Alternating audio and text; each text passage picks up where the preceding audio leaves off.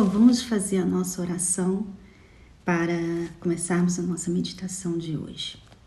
Meu Pai, em nome do Senhor Jesus, nós entramos na Tua presença, Senhor, para que o Senhor venha ter acesso às nossas vidas. Meu Senhor, nós damos toda a nossa atenção ao que o Senhor tem a dizer, ao que o Senhor quer falar, ao que o Senhor quer de nós.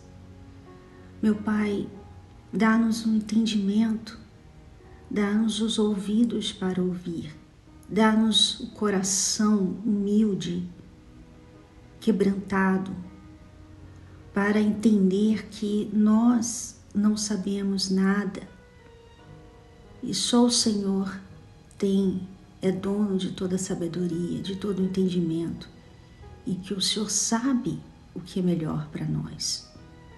Em nome do Senhor Jesus, meu Deus, peço que o Senhor venha nos ajudar, nos abençoar através dessa meditação.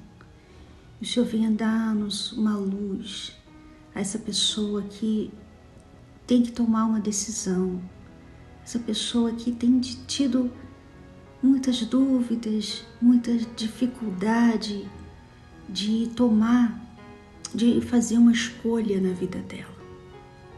Senhor, eu peço que o Senhor venha ajudá-la a tomar essa decisão para que, meu Deus, ela possa te encontrar, que ela possa estar dentro da tua vontade. Ajude-a, meu Deus, fazendo ela entender. Abre a visão, abra o entendimento, dê clareza a ela, para que ela pare, para que ela saia dessa escravidão que ela se encontra, meu Pai. Em nome do Senhor Jesus, eu te agradeço, meu Deus, por tudo que o Senhor vai falar nesta manhã. Em nome do Senhor Jesus. Amém. Bom, nós estamos em Coríntios, 1 Coríntios, capítulo 10, e vamos agora ler o 13, versículo 13. Não veio sobre vós tentação, senão humana. Então, Paulo está falando que a tentação que todos nós, todo mundo passa, é uma tentação humana, não é uma tentação que Deus faz você passar. Então, às vezes você ouve as pessoas falarem, Deus está me testando, Deus está me provando. Não, Deus não testa, tá? O que acontece? Como é que Deus trabalha? Quando Deus pediu a Abraão, Isaque, ele estava ajudando Abraão a saber quem era primeiro na sua vida. Então, porque Deus já sabe da resposta. Deus sabe de tudo. Ele sabe o nosso amanhã. Ele sabe das palavras que eu ainda nem falei. Ele sabe o que eu nem pensei ainda. Ele sabe tudo. Então, ele não precisa provar ninguém. Ele não precisa provar porque ele já sabe. Mas, às vezes, ele permite a gente passar por situações para que a gente venha saber quem nós somos de verdade. Então, por exemplo, você está numa situação assim, difícil, por exemplo, nessa quarentena, e você está se sentindo fria, na sua vida espiritual. Você está assim, sem ânimo para orar, para meditar na palavra de Deus, você está tendo dificuldade com a sua família. Isso aí não é uma prova de Deus. Isso é uma situação para mostrar para você quem você é de verdade. Quem você é de verdade. Se você é uma pessoa que realmente vive o que você prega, então você vai tirar de letra, que foi o que aconteceu com Abraão. Não foi fácil para ele. Não foi fácil para ele sacrificar, aqueles 3 dias a caminho do Moriá para sacrificar Isaac. Não foi fácil, não quer dizer que é fácil, mas ele fez, ele foi lá e ele chegou ao ponto de quase sacrificar Isaac se Deus não falasse não faça isso. Então, mesmo você tendo dificuldade, porque às vezes, né, as pessoas pensam que quando a gente fala assim, não, você consegue, você vai, ela pensa que é fácil. Não, é difícil, Você sabe, tudo que é bom é difícil. Por exemplo, nós estamos aqui todos os dias, segunda a sexta, nessa meditação. E ela é boa, ela faz bem para todas nós. Mas ela não é fácil. Não é fácil você ouvir certas verdades.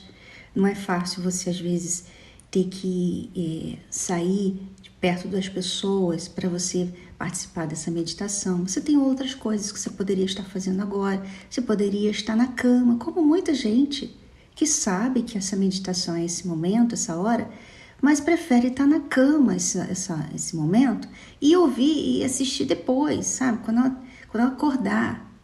Então, tem muita gente que não se esforça para o que é bom. Deus, ele também vê isso. O esforço que você faz para fazer o que é certo. E quando você faz esse esforço, você mostra o quanto você dá valor àquilo. Então, por exemplo, quando Deus falou, Abraão, anda 3 dias até o Moriá. Vai lá no Moriá, você vai andar 3 dias com seu filho. Abraão poderia ter feito assim, poxa, então se ele quer o meu filho, por que não pede aqui agora, né? Preciso ficar 3 dias, será que eu vou aguentar? Será que no segundo dia eu vou desistir? Não, Abraão obedeceu, faz parte do sacrifício, você, sabe, se esforçar. Você se esforçar, você ir até lá e chegar lá, pegar, né, a faca. E quando você vai, né, sacrificar o seu Isaac, Deus então vem e não permite. Faz parte do toda aquela atitude, tudo que aconteceu com Abraão, fazia parte, o esforço todo fazia parte da prova que ele precisava para saber se Deus vinha em primeiro lugar. Eu estava pensando, né, sobre isso, né, esses dias, porque muitas vezes as pessoas pensam que Deus provou Abraão. E Deus não provou ele. Deus pediu a ele, Isaac, para ele saber quem vinha primeiro na vida dele. Quando você está ali com uma pessoa, por exemplo, você é casada, você ama muito o seu marido, você tem filhos, você ama muito seus filhos, ou você ama muito seus pais, né? Você mora na casa dos seus pais e você é muito apaixonada, você é muito apegada a eles. E às vezes vem aquele pensamento, será que eu amo mais a Deus do que essas pessoas? Porque essas pessoas, eu estou aqui com elas e eu sinto falta delas, eu sinto saudade delas, eu quero estar perto delas, eu quero conversar com elas. Então, vem aquele pensamento, será que eu amo mais a Deus? E como é que você vai descobrir? Se você não pega, se você não vê Deus, como é que você vai descobrir isso? Vem as provas para a gente descobrir, porque Deus já sabe. Vem as situações, aquele momento em que você tem que escolher ou Deus ou a família, ou Deus ou o casamento, ou Deus ou o marido, ou fazer a vontade de Deus ou fazer a vontade dos pais, ou fazer a vontade de Deus ou fazer a vontade do marido, do namorado. sabe? Naquele momento, naqueles vários momentos do dia que você está ali, numa situação que você poderia, por exemplo, dizer assim, Deus entende, né? E você vai e faz algo que você sabe que desagrada a Ele. Ali, naquele momento, você está provando para si mesma, porque Deus já sabia, né? Você está provando para si mesma e para o diabo, porque ele também vê, né? Que você não ama Deus em primeiro lugar, que Ele não vem em primeiro lugar na sua vida. Naqueles pequenos momentos, naquelas pequenas decisões, de você poderia falar a verdade, mas você fala uma mentira. Você poderia escolher acordar cedo e estar aqui às 8 da manhã, mas você prefere dormir mais um pouquinho e você assiste quando você acordar. Então são decisões, sabe? Eu poderia assistir a reunião na televisão, na internet, mas esse horário eu gosto de assistir aquela novela, eu gosto de assistir o jornal, quer dizer, você prioriza outras coisas e pessoas, e isso aí são provinhas para provar para você que você não tem Deus em primeiro lugar na sua vida. Duro ouvir isso, mas essa é a realidade. Então as tentações, como ele fala aqui no 13, capítulo 10 de 1 Coríntios, versículo 13. Não veio sobre vós tentação senão humana, mas fiel é Deus que não vos deixará tentar acima do que podeis. Antes, com a tentação, dará também o escape para que possais suportar. Essa passagem é muito importante você entender, porque você sabe, muitas pessoas, elas se dão justificativas porque elas caem. Então, por exemplo, a jovem que passou por muita situação difícil na sua infância, não teve uma mãe presente, não teve um pai presente, foi abandonada, e aí ela começa a namorar e ela se entrega ao rapaz. Mas ela sabe que é errado isso, ela sabe porque ela já tem conhecimento da palavra de Deus. Aí, o que ela faz? Ela fala, poxa, mas eu nunca tive ninguém. E ele foi o único homem que me amou. Então, as pessoas têm essa tendência de arrumar uma justificativa para cair em tentação, para pecar. E aqui essa passagem está falando assim, não, você não tem justificativa para pecar. Porque toda vez que você é tentado, Deus dá um escape. Olha só que bacana, né? Como Deus Ele é maravilhoso, misericordioso. Ele sempre dá um escape. Ele sempre dá para você a escolha de não cometer o erro, de não entrar nessa vida que você talvez entrou. Ele deu para você a escolha. Você vê isso claramente na vida de muitos que são rebeldes sem causa. São aqueles que nascem na igreja, né? São pessoas que nasceram na igreja, não tem causa, não tem razão para ser rebelde, mas é rebelde. É rebelde. Não gosta dos princípios, não valoriza os princípios cristãos, né? Mas valoriza o mundo. Essas pessoas, por que elas foram e lá elas foram e cometeram fornicação, se prostituíram, adulteraram? Por que elas fizeram isso? Por quê?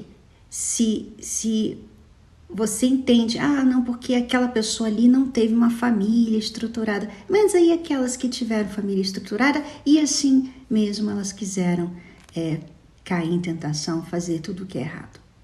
Quer dizer, você vê por aí que não há uma justificativa. Você vê que muitas pessoas que não tiveram uma família estruturada nunca fizeram isso também. Não são rebeldes, pelo contrário, são pessoas... Eu me lembro de muitos testemunhos de jovens que tiveram uma péssima mãe na sua infância e adolescência toda. Uma péssima mãe, uma mãe que se drogava, que trazia um monte de namorado, um monte de homem para dentro de casa, que largava ela. E ela se apegou com Jesus. E ela não teve namorados, ela não foi para as drogas, ela não se entregou para o mundo, não. Sabe? Ela se tornou uma mulher de Deus. Quer dizer, ela tinha ali, ela não tinha estrutura familiar, mas ela se apegou com Deus. Então, por quê? Porque Deus, ele dá esse escape. Todo ser humano. Você pode olhar qualquer pessoa no mundo que está passando uma situação horrível, essa pessoa que está lá no hospital, na beira da morte, essa pessoa que está lá numa comunidade passando fome, essa pessoa que está lá no meio da guerra, essa pessoa que está lá no meio do abuso. Todas as pessoas que estão sofrendo nesse momento, ou que vão sofrer, ou que sofreram, elas têm ou terão um escape. Só que naquele momento que ela tem que tomar uma decisão na vida dela, quando ela pode decidir, eu vou por esse caminho, não, eu não vou.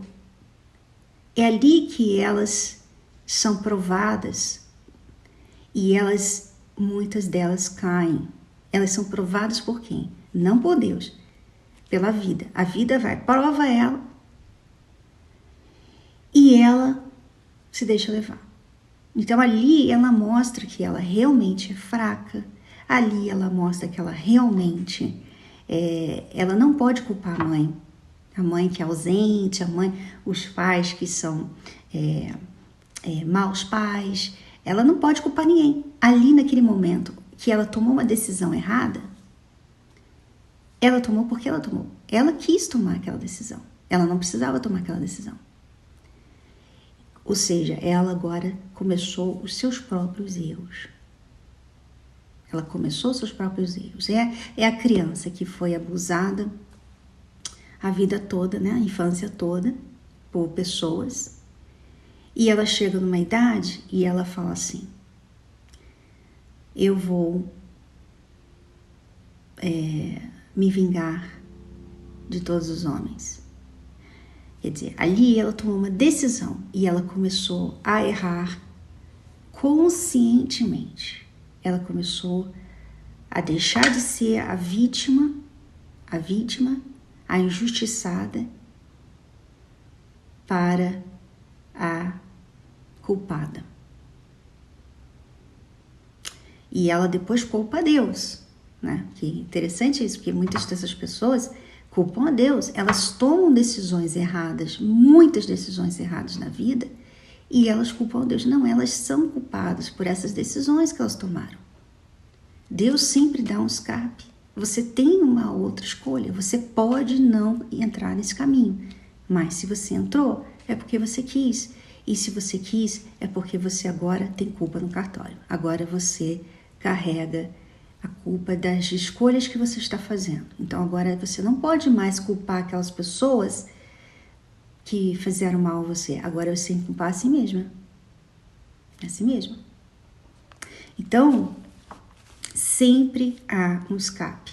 E não há nenhuma tentação, nenhum problema, nenhum deserto, nenhuma perseguição, nada que seja acima do que você pode suportar. Aí, nós entramos num outro assunto. Por quê? Muitas pessoas não suportam muito. Então, por exemplo, você está aí na quarentena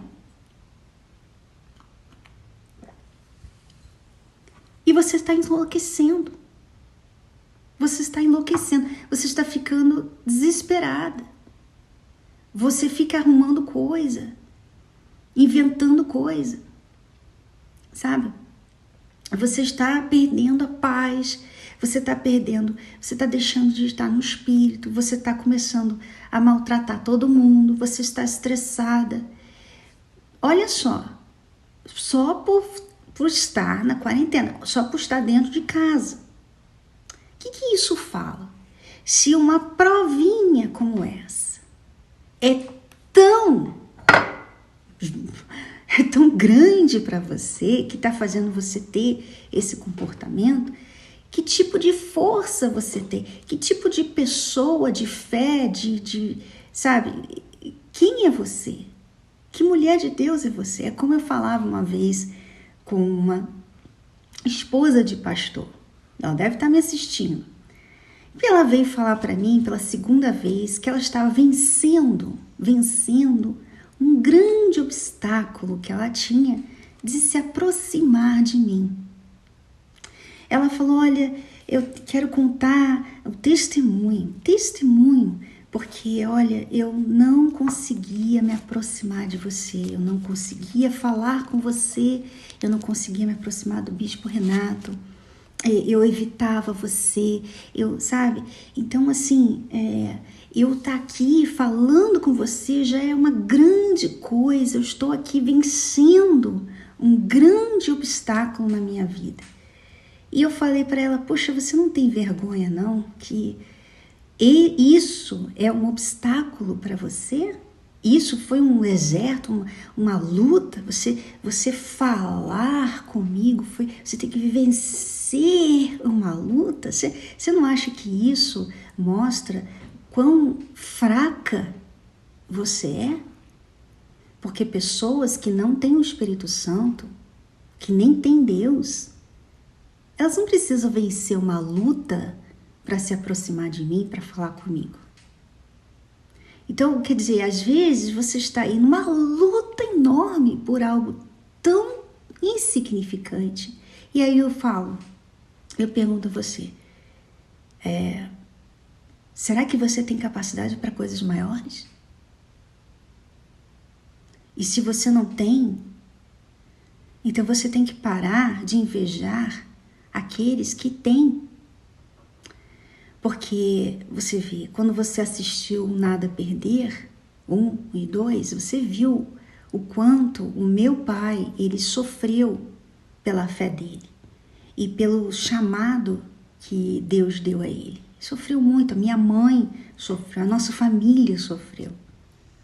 Nossa família inteira sofreu por causa da Igreja Universal, a nossa família inteira sofreu e sofre até hoje e vai sofrer, né? A gente já faz parte, né? E o que aconteceu? Muitas pessoas falam, que lindo, maravilhoso testemunho, puxa, olha que fé, né? Mas às vezes só de falar com alguém a pessoa já não é capaz de dizer, você admira a fé daqueles que têm conquistado, que têm vencido o mundo, mas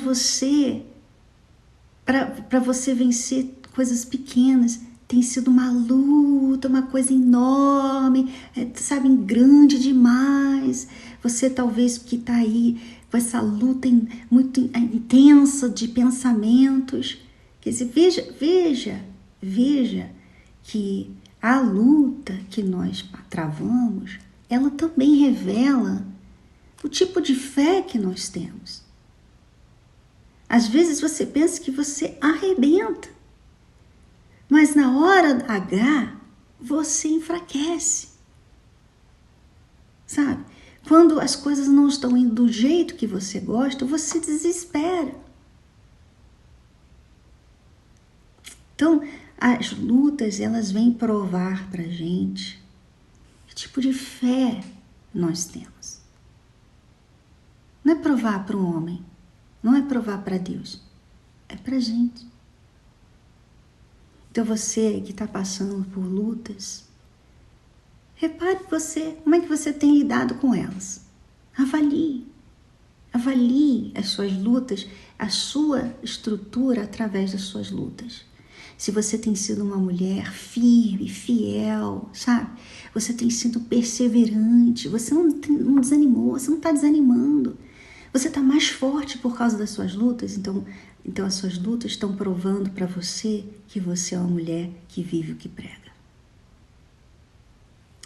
Bom, eu acho que eu não vou dar continuidade a esse capítulo. Eu vou deixar vocês com esse versículo 13 para vocês refletirem, deixar vocês pensarem no que a gente falou aqui. Não veio sobre vós tentação senão humana, mas fiel é Deus que não vos deixará tentar acima do que podeis. Agora, se uma coisinha pequena é muito para você, então você já viu o seu limite, você já viu quão pequenininha é a sua fé e como você tem que investir nela. Investir na minha fé, como assim, Cris? Como assim? Você provavelmente não confia em Deus.